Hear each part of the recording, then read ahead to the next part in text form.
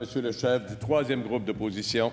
Président, au Parti québécois, la promotion et la protection de la langue française est au cœur de notre identité politique depuis toujours. On est constant sur ces questions parce que c'est au cœur de l'identité québécoise. C'est un enjeu qui doit nous préoccuper tous quotidiennement. Le premier ministre a annoncé récemment un nouvel intérêt pour la langue. Il en a fait une priorité pour cet automne. J'ai une question précise pour lui. Est-ce qu'il considère que l'avenir de la langue française passe par le renforcement de la loi 101, que c'est essentiel et urgent? Monsieur le premier ministre. Monsieur le Président, le français sera toujours vulnérable au Québec, en Amérique du Nord.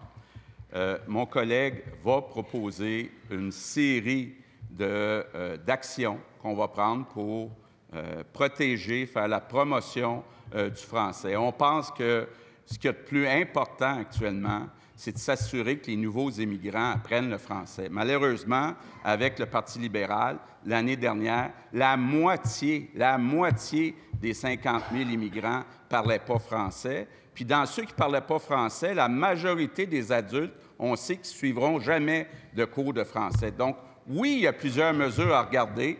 La priorité, pour l'instant, c'est l'immigration. On fait des demandes à Ottawa pour avoir plus de pouvoir en matière d'immigration, avoir un test de français obligatoire. Je sais que le Parti québécois est d'accord avec ça. C'est malheureux que le Parti libéral ne soit pas d'accord. Complémentaire, Monsieur le chef du troisième groupe d'opposition. Monsieur le Président, si on était un pays normal, on n'aurait pas à quémander Ottawa comme on a dû le faire ce matin. En matière de langue, la question porte sur la Charte de la langue française. Si on est sérieux sur ces questions, lorsqu'on se proclame nous-mêmes nationalistes, il y a des tests à passer. Un de ces tests, c'est la Charte de la langue française. On a voulu l'améliorer lors du gouvernement minoritaire de Mme Marois. La CAQ a dit non, ça allait trop loin. Est-ce qu'il est prêt à assujettir les entreprises de moins de 50 employés à la Charte de la langue française? Monsieur le premier ministre. Monsieur le Président, on n'exclut pas de réouvrir, de moderniser la loi 101. Maintenant, concernant les petites entreprises, il faut comprendre que déjà, ils sont assujettis à la loi 101. Là où on ne veut pas embarquer, c'est dans la bureaucratisation pour les petites entreprises. Actuellement, il y a trop de bureaucratie. Donc, on veut y aller via les incitatifs, donc donner des cours de français dans les petites entreprises, entre autres le midi durant les heures de lunch. Donc, on va y aller sur une base d'incitatifs pour que le français soit plus présent dans les PME. Oui, c'est important, mais on ne va pas le faire avec la bureaucratie péquiste. Deuxième complémentaire, Monsieur le chef du troisième groupe d'opposition. Monsieur le Président, la socialisation par le marché du travail, c'est très important pour le français. Vous travaillez dans une entreprise de 100 employés et plus, c'est important. Moins de 50 employés, le premier ministre vient de vous dire, c'est pas important parce que c'est de la paperasse supplémentaire.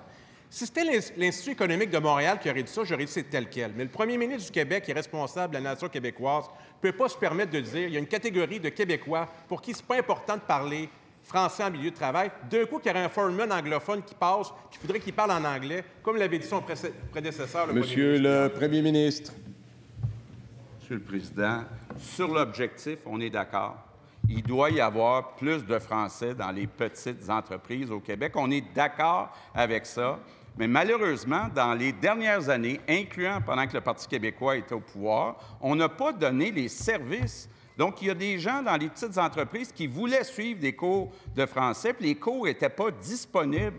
Mon collègue a augmenté de façon très importante les budgets pour la francisation. On va le faire par secteur, on va le faire dans les petites entreprises. Donc, on va s'assurer que ça se passe en français dans les PME au Québec.